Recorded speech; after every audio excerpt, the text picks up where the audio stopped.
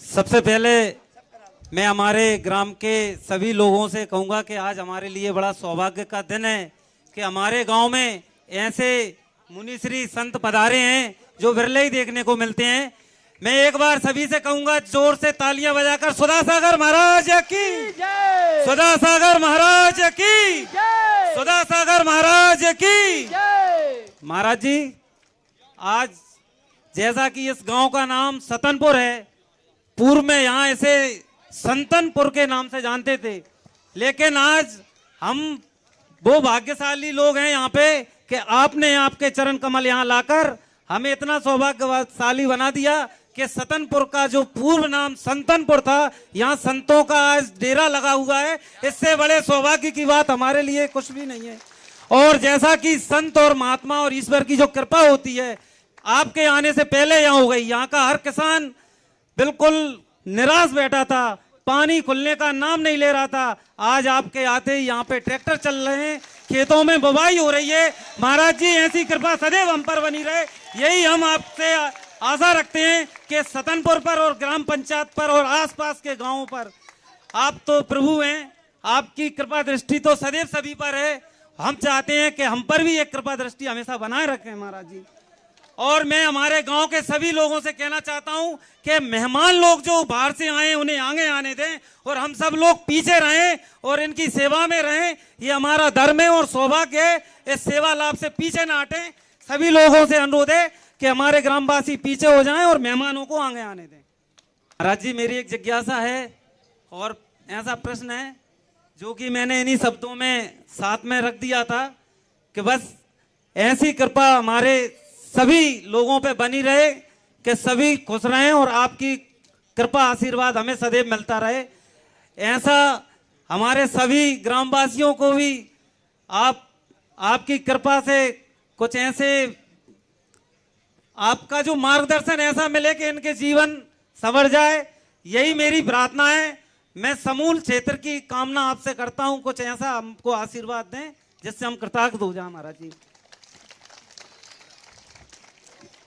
महान पुरुष जो होते हैं उनकी एक ऐसी आचार संहिता होती है, वो एक ऐसी नियत की धारा में बहते हैं जिस धारा से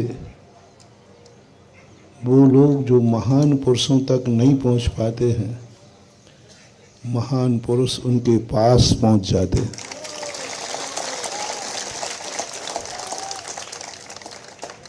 रामचंद्र जी को जब वनवास हुआ तो एक स्थान पर जंगल में किरातों ने उनका बहुत सम्मान किया, भक्ति की। तब श्री राम ने एक बहुत अच्छी बात लक्ष्मण से कही कि हे लक्ष्मण, तुम्हें द्वेष आ रहा है कैकेयी के ऊपर कि कैकेयी ने हमें वनवास दिया, लेकिन ये तो बहाना है। सत्य यह है कि वनवासियों के पुण्य ने हमें वनवास में बुलाया है। और इसी नियत धारा में हमारे साधु संत लोग पैदल विहार करते हैं। महावीर स्वामी ने इसलिए अपने साधु संतों को यान नहीं दिया, विमान नहीं दिया। चाहते तो विमान दे सकते थे, लेकिन महावीर स्वामी ने सोचा जो गांव के लोग और महान संतों तक नहीं पहुंच पाए, पैदल यात्री होने के कारण संत ही गांव-गांव में पहुंच जाए। और इसी का परिणाम है कि पद यात्रा। दूसरी बात है कि हमारी सुख और समृद्धि, ये प्रकृति जो होती है पाप पुण्य के तबले पर नाचती है। कभी पाप का तबला बजता है तो विद्रूप हो जाती, पुण्य का तबला बजता है तो अनुकूल हो जाती। तो हमें ये सोचना है कि हमारे गांव में सबसे ज़्यादा पुण्य की समृद्धि हो। रास्ते में लोग कह रहे थे, अभी बैठने के बाद भी कह रहे थे कि बहुत गर्मी थी। अरे अपन को चलने वाले लोग कितने से लोग गर्मी लग रही थी, लेकिन किसान आज पानी खुलने से कितना खुश है कि सरपंच ने खुद कहा। हर व्यक्ति अपनी तरफ से सोचता है, सबकी तरफ नहीं सोच पाता। मेरे बैठते ही वहाँ लोगों ने कहा, मैंने कही नहीं, आज के बिहार में सर्वत्र आनंद ही आनंद था। साधु संत खुश इसलिए नहीं होते हैं कि उनको अनुकूलता मिल जाए, सारा जगत खुश रहता है, उसी में साधु खुश रहता है। आज गर्मी पड़ने से संतनपुर गांव की किसान खुश है, आनंदमय है। यही तो उसके 8-15 दिन ही तो उसकी साल भर की निर्णायक पॉइंट है, जिसे आप लोग कहते हो बोनी, है ना, बोनी। ये 8-15 दिन यदि चूक गया तो पूरी साल खराब हो जाती है। ये 8-15 दिन ही अनुकूलता के लिए चाहिए, जिसे आषाढ़ी बोलते हैं, आषाढ़ का माह है। इस 8-15 दिन में किसान को यदि अनुकूलता बन गई तो पूरी भारत, पूरी भूमि सस्य श्यामला हो जाती है। और ये 8-10 दिन चूक गए तो फिर सब कुछ पर वही वाली बात हो जाती है कि अकाल घोषित हो जाता है। एक बार बादशाह ने बीरबल से पूछा कि 27 में से 10 गए तो कितने बचे? ये स्कूल ही है ना सारे। 27 में से 10 गए, कितने बचे? सभी लोग क्या कहेंगे?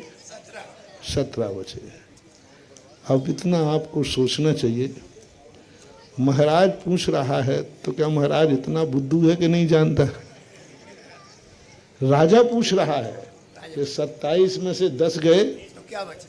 तो बीरबल ने सोचा कि राजा साहब इतनी छोटी सी बात क्यों पूछ रहे हैं? क्या राजा साहब नहीं जानते हैं कि 27 में से 10 घटाने पर 17 शेष बचते? अब बीरबल तो माइंडेड व्यक्ति थे। महान आत्माएं जब कोई छोटा प्रश्न करें तो उसका उत्तर छोटा नहीं मानना, बहुत गहन। उसी समय बीरबल ने कहा, बोले 27 में से 10 गए तो महाराज राजन 0 बचा, शून्य। सारी सभा स्तब्ध हो गई कि बीरबल जैसा ज्ञानी व्यक्ति 27 में से 10 नहीं घटा पाया। तो बादशाह ने कहा फिर सोच लो। बोले साहब 27 में से 10 गए, 0, शून्य बचा, सिद्ध करो। तो साल भर के 27 नक्षत्र होते हैं, जिसमें 10 नक्षत्र बरसात के होते हैं, वे निकाल दिए जाएं तो सारी सृष्टि शून्य हो जाए। तो यही स्थिति बनती है कि एक किसान के दिन होते हैं।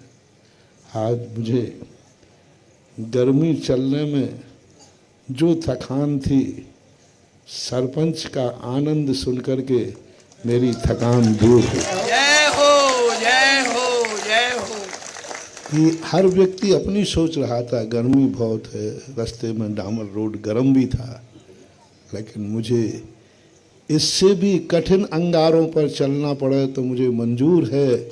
हमारी सृष्टि खुश होती है तो हमें अंगारे भी फूल होते। जय हो, जय हो। साधु संत स्वयं का सुख नहीं देखते, जगत की खुशी ही खुशी है। आज मौसम का खुलना कितने बड़े किसानों के लिए शकून, और किसान अपने खेत में जाकर उसको हल चला करके खेत को उर्वरा कर रहा है। बहुत अच्छा हुआ। आज मौसम खुल गया, हमारे किसानों के चेहरे खिल गए।